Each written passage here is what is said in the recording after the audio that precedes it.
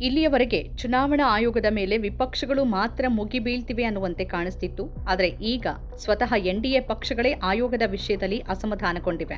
ಬಿಹಾರದ ಮತದಾರರ ಪಟ್ಟಿ ಪರಿಷ್ಕರಣೆಗೆ ಮುಂದಾಗಿದ್ದ ಆಯೋಗದ ನಿರ್ಧಾರದ ಬಗ್ಗೆ ಬಿಜೆಪಿಯ ಕೆಲ ಮಿತ್ರ ಪಕ್ಷಗಳೇ ಆತಂಕಗೊಂಡಿವೆ. ಬಿಜೆಪಿಯ ಕೆಲ ಮಿತ್ರ ಪಕ್ಷಗಳ ನಾಯಕರು ಜುಲೈ 25ರ ಒಳಗೆ ಚುನಾವಣಾ ಆಯೋಗ ಮತದಾರರ ಪಟ್ಟಿ ಪರಿಷ್ಕರಿಸೋದು ಸಾಧ್ಯನಾ ಅನ್ನೋ ಪ್ರಶ್ನೆ ಎತ್ತಿವೆ. ಇದರಿಂದ ನಿಜವಾದ ಮತದಾರರು ಹೊರಗುಳಿಯುವ ಬಗ್ಗೆನೂ ಅವರು ಆತಂಕ ವ್ಯಕ್ತಪಡಿಸಿದ್ದಾರೆ. ಆದರೆ ಪ್ರತಿಪಕ್ಷಗಳ ಟೀಕೆಗಳ ನಡುವೆಯೂ ಈ ಎಲ್ಲ ಪಕ್ಷಗಳು ಬಹಿರಂಗವಾಗಿ ಈ ಪ್ರಕ್ರಿಯೆಯನ್ನ ಬೆಂಬಲಿಸಿವೆ. ಬಿಹಾರದ ಎನ್ಡಿಎ ಮಿತ್ರ ಪಕ್ಷಗಳಾದ ಜೆಡಿಯು ಮತ್ತು ಎಲ್ಜೆಪಿ ಚುನಾವಣಾ ಆಯೋಗದ ಈ ಪ್ರಕ್ರಿಯೆ ಬಗ್ಗೆ ಕಳವಳ ವ್ಯಕ್ತಪಡಿಸಿವೆ.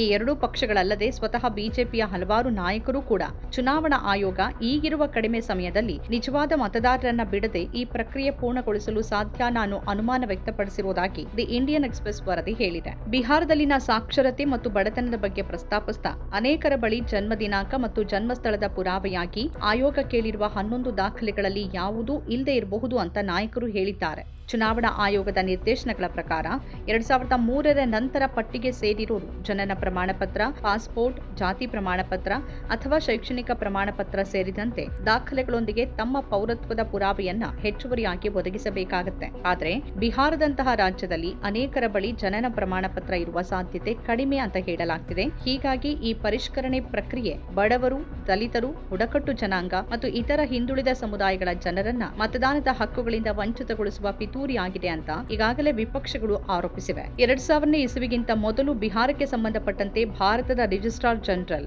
ಯಾವುದೇ ಡೇಟಾ ಹೊಂದಿಲ್ಲ. ಜನಗಣತಿ ದತ್ತಾಂಶದೊಂದಿಗೆ ಹೋಲಿಸಿದ್ರೂ ಕೂಡ ವ್ಯಾಪಕ ಅಂತರ ತೋರಿಸುತ್ತೆ. ಅಧಿಕೃತ 2001ರ ಜನಗಣತಿಯ ಪ್ರಕಾರ ಮಾರ್ಚ್ 1, 2001ರಂದು ಬಿಹಾರದ ಜನಸಂಖ್ಯೆ 8.3 ಕೋಟಿಯಾಗಿತ್ತು. ಇದು 2011ರ ಜನಗಣತಿಯಲ್ಲಿ 10.4 ಕೋಟಿಗೆ ಏರಿತು. ಅಂದ್ರೆ ಇದು 2.11 ಕೋಟಿ ಹೆಚ್ಚಳ ಆಗಿದೆ. ಆದರೂ ಬಿಹಾರದಲ್ಲಿ ಈ ಅವಧಿಯಲ್ಲಿ ಒಟ್ಟು ಜನನಗಳ ನೋಂದಣಿ 73.91 ಲಕ್ಷ ಮಾತ್ರ ಎನ್ನಲಾಗಿದೆ. ಇದು ಬಡವರಿಗೆ ತೊಂದರೆಯನ್ನ ಉಂಟು ಮಾಡಬಹುದು. ಜನರ ಬಳಿ ಸರ್ಕಾರಿ ಸವಲತ್ತು ಹೊಂದಿರುವ ದಾಖಲೆಗಳಿದ್ರೂ ಹೆಚ್ಚಿನವರ ಬಳಿ ಜನನ ಪ್ರಮಾಣ ಪತ್ರ ಅಥವಾ ಜಾತಿ ಪ್ರಮಾಣ ಪತ್ರದಂತಹ ದಾಖಲೆಗಳು ಇಲ್ಲದೆ ಇರಬಹುದು. ಹೀಗಾಗಿ ಇದು ಅತಿ ಹಿಂದುಳಿದ ಜಾತಿಗಳ ಮೇಲೆ ತೀವ್ರ ಪರಿಣಾಮ ಬೀರಬಹುದು ಅಂತ ಜೆಡಿಯು ನಾಯಕರೊಬ್ಬರು ಹೇಳಿರುವುದಾಗಿ ವರದಿ ಹೇಳಿದೆ. ರಾಜಕೀಯ ಪಕ್ಷಗಳು ತಮ್ಮ ಮತದಾರರನ್ನ ಉಳಿಸಿಕೊಳ್ಳಲು ಪ್ರಯತ್ನ ಮಾಡುವುದರ ಹೊರತಾಗಿಯೂ ನಿಜವಾದ ಮತದಾರರು ಹೊರಗುಳಿಯುವ ಬಗ್ಗೆ ಬಿಜೆಪಿ ನಾಯಕರು ಕೂಡ ಕಳವಳ ವ್ಯಕ್ತಪಡಿಸಿರುವುದಾಗಿ ವರದಿ ಹೇಳಿದೆ. ಮೇಲ್ಜಾತಿಗಳ ಬಡವರು ಕೂಡ ಇದರಿಂದ ತೊಂದರೆ ಎದುರಿಸಬಹುದು. ಪರಿಷ್ಕೃತ ಪಟ್ಟಿ ಬಂದ ನಂತರವೇ ವಿಷಯ ಸ್ಪಷ್ಟವಾಗಲಿದೆ ಅಂತ ಅವರು ಹೇಳ್ತಿದ್ದಾರೆ. ರಾಜ್ಯದಲ್ಲಿ ನುಸುಳುಕೋರರೇ ಹೆಚ್ಚಾಗಿ ಮತದಾರರ ಪಟ್ಟಿಯಲ್ಲಿದ್ದಾರೆ ಎಂಬ ವರದಿಗಳ ಹಿನ್ನೆಲೆಯಲ್ಲಿ ಆಯೋಗ ಈ ಕ್ರಮಕ್ಕೆ ಮುಂದಾಗಿದೆ ಅಂತ ಬಿಜೆಪಿಯ ಮತ್ತೆ ಕೆಲವರು ಆಯೋಗದ ನಿರ್ಧಾರವನ್ನ ಸಮರ್ಥಿಸಿಕೊಳ್ತಿದ್ದಾರೆ. ಯಾವುದೇ ನಿಜವಾದ ಮತದಾರರನ್ನ ಹೊರಗಿಡೋದಿಲ್ಲ ಅಂತ ಆಯೋಗ ಭರವಸೆ ನೀಡಿದೆ ಅಂತ ಅವರು ಹೇಳ್ತಿದ್ದಾರೆ. ಇಂಡಿಯನ್ ಎಕ್ಸ್‌ಪ್ರೆಸ್ ಜೆಡಿಯು ಮತ್ತು ಚಿರಾಗ್ ಪಾಸ್ವಾನ್ ಅವರ ಲೋಕ ಜನಶಕ್ತಿ ಪಕ್ಷದ ಕೆಲ ನಾಯಕರೊಂದಿಗೆ ರಹಸ್ಯವಾಗಿ ಮಾತನಾಡಿದೆ. ಹೆಸರು ಬಹಿರಂಗಪಡಿಸಿದರೆ ಅದು ಪಕ್ಷದೊಳಗೆ ಸಮಸ್ಯೆಗೆ ಕಾರಣವಾಗತ್ತೆ ಅಂತ ಯಾರೂ ಹೆಸರನ್ನ ಬಹಿರಂಗಪಡಿಸಿಲ್ಲ. ಜೆಡಿಯು ಮಾತ್ರವಲ್ಲ, ಚಿರಾಗ್ ಪಾಸ್ವಾನ್ ಪಕ್ಷ ಮಾತ್ರವಲ್ಲ, ಬಿಜೆಪಿ ನಾಯಕರು ಕೆಲ ನಿಜವಾದ ಮತದಾರರು ಪಟ್ಟಿಯಿಂದ ಹೊರಗುಳಿಯಬಹುದು ಅನ್ನೋ ಆತಂಕ ವ್ಯಕ್ತಪಡಿಸಿದ್ದಾರೆ.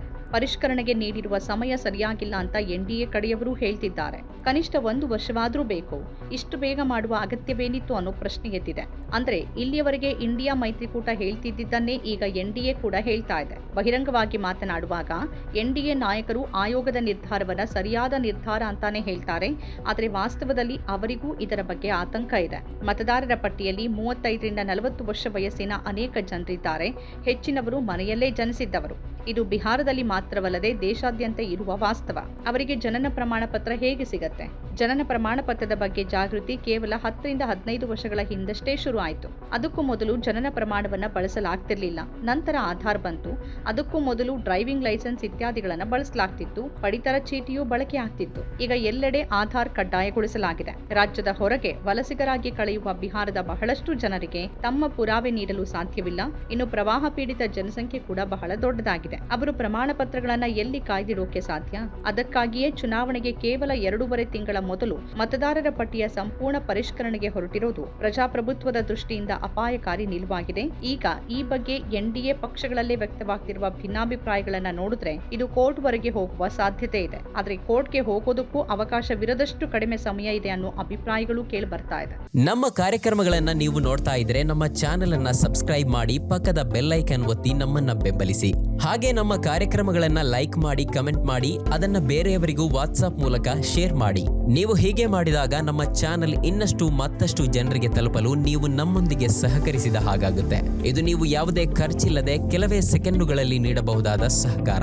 ಧನ್ಯವಾದಗಳು.